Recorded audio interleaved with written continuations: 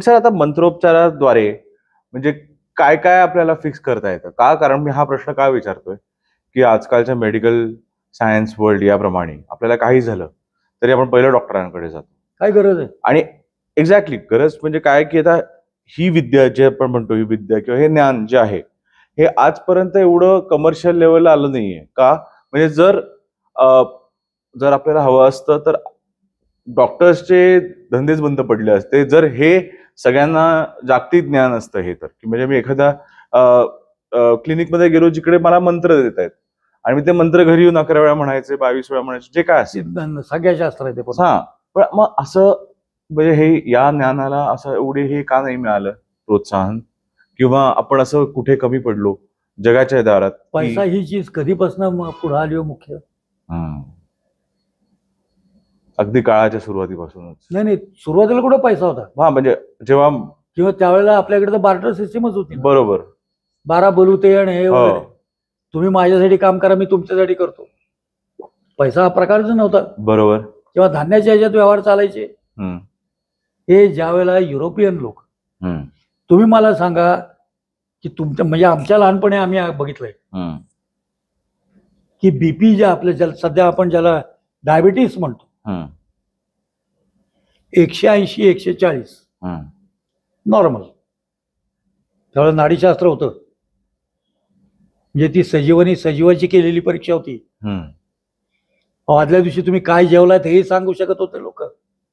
हे ज्ञान बरोबर आमच्या लोकांनी केलं होतं आणि त्याप्रमाणे औषधोपचार केले जायचे. ते सुद्धा निसर्गात मिळणाऱ्या वनस्पती किंवा ह्याच्यापासनं साईड इफेक्ट्स नाहीत. कारण प्रत्येक वनस्पती बायोडिग्रेडेबल आहे. मंत्रोपचाराने ते ऑपरेशन अवॉइड करता येतं का नाही? हे प्रत्येकाची पूर्व सुकृत आहे. आता माझ्याकडे एक पेशंट असा आहे हे तर मग त्याच्यात बद्दल तर माझं आधुनिक विज्ञानाला ओपन चॅलेंज आहे. कमांड हॉस्पिटलची केस आहे म्हणजे तिथं तर बनवी. हो बरोबर. आणि पैशाच्या मागे लोक लागणार नाहीत. साधारणपणे 2019-20च्या सुमाराला तो पेशंट माझ्याकडे आला. थॅलेसिमिया की ज्याला जगाच्या पाठीवर औषध नाही. हो बरोबर आहे. हो. 18 वर्ष दर महिना 1.5 महिन्यांनी रक्त चढवायला लागायचं. 18 वर्ष आला होता माझ्याकडे. पत्रिकाही बघितली होती त्यातला हा मंत्र म्हटला नक्षत्राचा. म्हणजे तिला काय बरोबर. हो डोक्याला वाटून घे मंत्र म्हणतात काही करायला सांगितले होते. यू विल नॉट बिलीव्ह ज्या वेळेला लॉकडाऊन डिक्लेअर झालं ऑल ओव्हर इंडिया त्यावेळेला कुठलीही ऑपरेशन्स नाहीत हॉस्पिटल्स नाहीत काही नाही. अशीच परिस्थिती होती जवळजवळ. 6 महिने त्या पेशंटला रक्त द्यायला लागलं नाही. आणि आदल्या दिवशी डिक्लेअर 22 तारखेला डिक्लेअर झाला होता. तर 18 तारखेला रक्त देऊन आणलं होतं. रक्त भरून आले होते. त्यावेळेच्या हॉस्पिटलच्या रिपोर्ट प्रमाणे स्प्लिन सडलेली आहे. ऑपरेशन करून ताबडतोब काढून टाका. पॅथॉलॉजिकल रिपोर्ट्स आहेत माझ्याकडे. मंत्र काही सांगितले होते. पाणी पित होते. 6 महिन्यानंतर जेव्हा पुन्हा चेकिंगला गेले स्प्लिन नॉर्मल झाली. सडलेली स्प्लिन नॉर्मल कशी झाली हे विज्ञानाने आम्हाला सांगावं. कोल्हापूरची केस आहे त्याचे लेखी पुरावे आहेत माझ्याकडे. बरोबर. 66 वर्षाचे ग्रस्त 4th स्टेज कॅन्सर ऑपरेशन करून काढून टाकलं. त्यावेळेला PSA लेवल 58 आहे. माझ्याकडे रिपोर्ट्स आहेत. मुलाचा फोन आला की असा वडिलांचा आहे काय करायचं. म्हणजे हे मंत्रून पाणी पाज बघ काय होतंय. 2 महिन्यानंतर ती PSA लेवल 58 ची 12 वर आली. डॉक्टर म्हणतात हे कसं शक्य झालं. 2 महिने. आणि ज्या वेळेला ती 58 सांगितली होती त्यावेळेला डॉक्टरनी सांगितलं होतं की हा माणूस 1.5 ते 2 महिन्याच्या वर जगणार नाही. सगळं शरीरावर पसरला कॅन्सर. बरोबर. 6 महिन्यानंतर तो माणूस हिमालयात जाऊन आला. सिमला कुलू मनालीची ट्रिप करून आला. त्याचे फोटो आहेत माझ्याकडे. आणि कॅन्सर पूर्णपणे बरं काय झालं. नव्हतंच काही. तुम्ही ज्या वेळेला कॅन्सर म्हणता तेव्हा माझ्यासारखा कॅनॉट सर म्हणतो. कालही माझ्याकडे या, मी तुम्हाला ते हे दाखवतो ना रिपोर्ट, ऑडिओ व्हिडिओज आहेत माझ्याकडे. बरोबर. नाही, मी बघितलेत आपले. नाही ऑडिओ व्हिडिओज आहेत. ते हो. कुठे बघितले तुम्ही? हा, ते नाही. अमेरिकेतले रिपोर्ट्स आहेत. कालच माझ्याकडे भोसले का असं काहीतरी आडनाव आहे, सिंगापूरहून फोन होता. महिन्यापूर्वी त्या बाईंचा फोन आला. 3 वर्षाचा मुलगा आहे, ब्लड कॅन्सर आहे, हॉस्पिटलमध्ये ऍडमिट आहे, काय करायचं? म्हटलं मॅडम आता हॉस्पिटलमध्ये पाणी देऊन देतील की नाही माहित नाही. म्हटलं बाहेरनं सीलबंद बाटली घ्या, तुमच्या परमेश्वराचं नाव घ्या, बाटली हातात धरा, हे मंत्र म्हणा, ते पाणी द्या डॉक्टरनं सांगून. कारण तुम्ही पाण्यात बोटं बुडवून म्हणून दिलं बरोबर की ते नाही चालणार त्यांना. बरोबर. सीलबंद बाटली असेल तर निदान ते बाहेरनं त्यांचं काय Sealed करायचं असतं, ते बरोबर करून आहे. ते देतील. परवा फोन होता मला की मुलाच्या कॅन्सरचे पेशी 0 आहेत, आजच डिस्चार्ज मिळालाय, आम्ही घरी चाललो.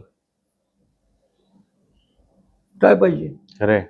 इव्हन काल BMM मधनं अमेरिकेतनं मला फोन होता की त्यांच्या जवळजवळ ज्या वेळेला माझं ते काय ह्याचं म्हणतात ना, युट्यूब नाही, हो, हल्ली चालतं युट्यूबच. युट्यूबवर त्यांचं टाकलंय त्यांनी, झूम मिटिंग. झूम मीटिंगवर. हा, बरोबर. येस. तर जवळ 100 ते 150 लोकांनी ते अटेंड केलं BMMनी. त्यांचा मला काल फोन होता की अहो हे काय, म्हटले लोक विचारतात म्हणून हे जे आहे ना, ह्या बाईजांना जे पाठवलं होतं सिंगापूरवाल्यांचंच आहे, ते तसे ऑडिओ त्यांना पाठवून दिले का? बुवाबाजी आणि विज्ञान. जर एखादी गोष्ट प्रूव्हच होऊ शकली नाही विज्ञानात, पण त्याच्याने त्याचे इफेक्ट्स दिसत आहेत, त्याच्याने लोकांना बरं वाटतंय, तर मग लोक म्हणतात की अरे ही काहीतरी जादू आहे. बरोबर का? कारण का एखाद्या वेळेस काय तुम्ही हे प्रूव्ह करू शकलात, त्याच्याने एवढे तुमच्याकडे रिझल्ट्स आहेत लोकांचे, तरी मग सायन्स ह्याला काय ऍक्सेप्ट करू शकत? कारण कसं आहे, नाक कापलं तरी भोक उघडं असं म्हणणारे लोक आहेत. बरोबर आहे. आतापर्यंत आमच्या लोकांनी कुठंही याचे रेकॉर्ड्स ठेवले नाहीत आणि त्यांना यातनं काही कमवायचं नव्हतं. बरोबर. समाजाचं कल्याण झालं, आम्हाला आनंद आहे, एवढं एवढं करा. प्रत्येक कुळाचारामागं काहीतरी विज्ञान दडलेलं आहे. तुमच्या समाजाच्या आणखी माणसाच्या कल्याणासाठी केलंय त्याने. आजकालचं जे काही विज्ञान आहे ना, त्यातनं मला काय मिळेल याच्या मागे आहे. तुम्ही मला सांगा, डायबिटीस हा एक साधा आजार आहे. आमच्या लहानपणी 180 140 स्टँडर्ड होतं.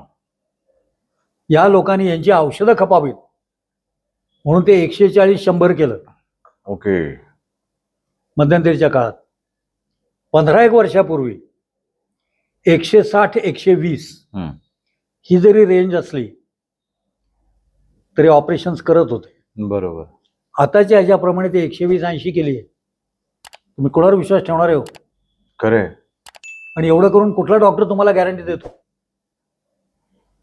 मशिनरी देईल तो रिपोर्ट, आणि त्या मशिनरीला जो डेटा आम्ही फीड करतो त्या बेसिसवर रिपोर्ट्स येतात. खरंच या लोकांना डॉक्टर हे करता येतं का? बरोबर. का फक्त ऑफिशियली ज्ञान माणसं मारायची परवानगी दिली? मग का तुम्ही स्वतः डॉक्टर हे घेत नाही हो? बरोबर. स्टेरॉइड्स साईड इफेक्ट्स आहेत. थोडक्यात मला काय म्हणायचं आहे की ह्याचा व्यापार करू नका, हा माझा धंदा नाही. बरोबर आहे. मी पहिले सांगतो लोकांना. बरोबर आहे. यातनं मी जर आज पैसे कमवायला सुरुवात केली तर बुवाबाजी होईल ती. हो. की असं मंत्राने किंवा ह्याने काय असं होतं काय? आणि मॅक्झिमम ठिकाणी ह्याच्या मागलं विज्ञान हे कुणी पुढे आणत नाही हो. बरोबर आहे. आणि मग पैसा कमवायचा एक धंदा म्हणून अमुक करा, तमुक करा, लिंबू करा. त्याच्या मागलं विज्ञान कोण सांगतं तुम्हाला? बरोबर आहे. ते सांगायला सुरुवात करा तर लोकांना पटतं हो.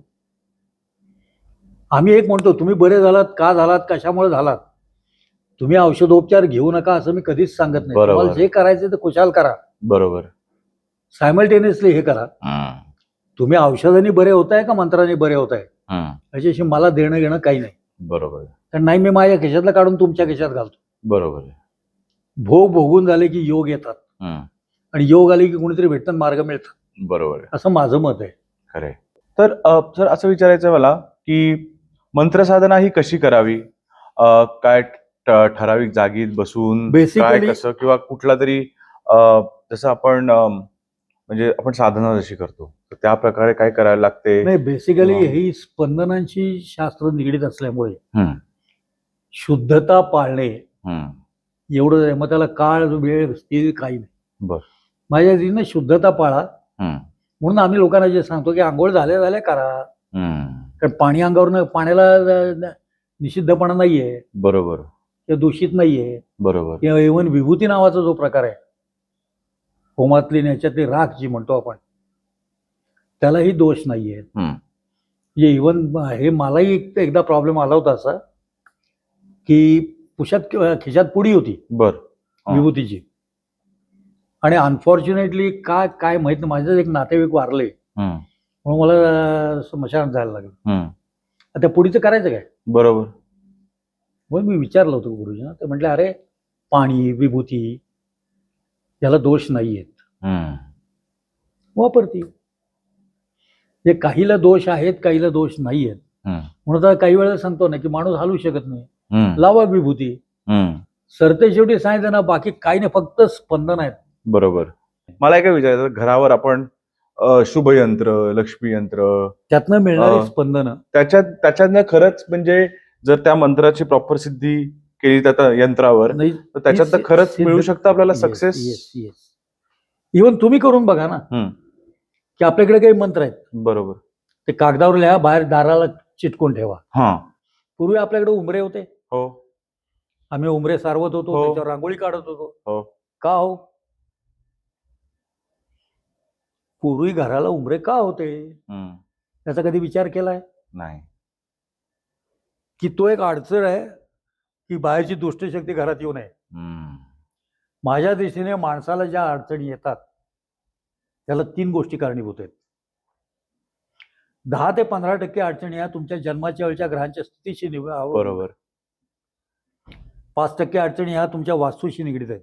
हम्म, ते बघा ना, एखाद्याच्या घरात गेल्यानंतर तास गप्पा मारल्या हो. तर तुम्हाला वेळ कसा गेला कळत. खरंय खरंय. मग काही ठिकाणी गेलं की चुळबुळ सुरू होते. खरे. त्या 5 ते 10 5% आहेत फक्त. हम्म, 75 ते 80% अडचणी त्या दुष्टशक्ती आणि बाहेरच्या बाधा, ब्लॅक मॅजिक हम्म, त्याच्याशी निगडीत आहे. आणि त्याच्यापासून प्रोटेक्शन्स म्हणून कुळाचार आणि ह्या गोष्टी आल्यात आपल्याकडे. हे सांगत नाही कोणी हो आम्हाला. खरे. नाही पण हे ब्लॅक मॅजिक वगैरे हे आपण हे आहे. हो. पण एखाद्यावर असेल मग काय चिन्ह असतात किंवा काय त्याच्याला काय? त्याचे साईड इफेक्ट दिसतात ना. हा. जसे की दृष्ट, आता तुम्ही म्हणताय लहान मुलाला दृष्ट लागली, हो मूल रडायचंच थांबत नाही. हो कुणीतरी आजीबाई येतात, पाण्यात बोट बुडवतात का अंगारा लावतात, हो. दुसऱ्या मिनिटाला मूल रडायचं कसं थांबतं? बरोबर आहे. हो. काय आहे शेवटी तिथं? दृष्ट काढणं जे आपण म्हणतो. म्हणजे त्याचा अर्थ काय की निगेटिव्ह एनर्जी बाहेर कशी काढता येईल. बरोबर आहे.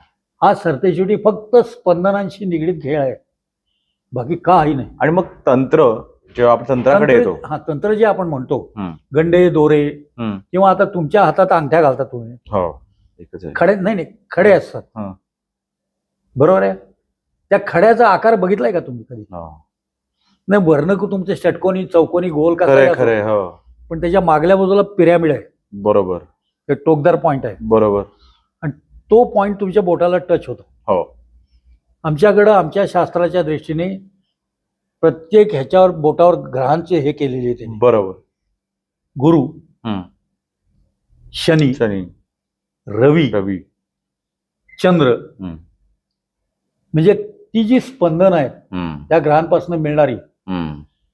ती तिथं तुम्ही पोहोचवलीत की ती तुमच्या शरीरात त्या त्या ठिकाणी जातात. बरोबर. आणि त्यातही पण आहे कॅरेट्स वगैरे जे म्हणतो ना, हा. की जसं आहे की हा. तुम्हाला 1 मिलीग्रॅमची गरज आहे, हम्म. जे हल्ली चाललंय हम्म.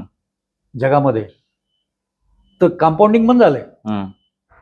झक मारत तुम्हाला 5 मिलीग्रॅमची गोळी खायला लागते, बरोबर आहे. साईड इफेक्ट चालू होतं. आम्ही एक बरं करतो आणि दुसरं तयार करतो, हम्म. हे आमचं मीटर चालू राहतं कायम. बरोबर. डिफिशियन्सी भरून काढा. आता पिवळ्या रंगाचा खडा असेल तर फक्त पिवळ्या रंगाची स्पंदनं त्यातनं जाणार आहेत. बरोबर आहे. आता मी हा घातलाय बरोबर आहे ना, त्यातनं ह्याच रंगाची फक्त स्पंदनं तुम्हाला मिळणार आहेत. बरोबर. ती कॉन्सन्ट्रेट झालेली स्पंदनं तुमच्या बोटाला मिळणार आहेत. हो. त्या स्पंदनांमुळे तिथनं खालनं रक्त वाहत असतं ना आपलं. हो हो हो. ती शरीरभर फिरणार आहेत, म्हणजे ज्या ठिकाणी त्या एनर्जीची कमतरता आहे ती भरून निघते. बरोबर. तर कुठल्या गोष्टीचं व्यसन लागलं असतं, ठीक आहे, आणि त्यांना ते व्यसनापासून मुक्त व्हायचंय, जसं दारू पिणे, सिगरेट पिणे, जे पण काय असेल ते, त्याला औषधं पण आहेत आपल्याकडे. हो. दुसरा असं आहे की काही स्पंदन आहेत ती तयार करून माणसाला द्यायला. कसं आहे की औषधाने डायरेक्ट होतं, म्हणजे थोडक्यात गोळी खाल्ल्यानंतर त्याचा परिणाम व्हायला समजा 4 तास लागत असतील, इंजेक्शन द्या, परिणाम 10 मिनिटात चालू होतो. हो.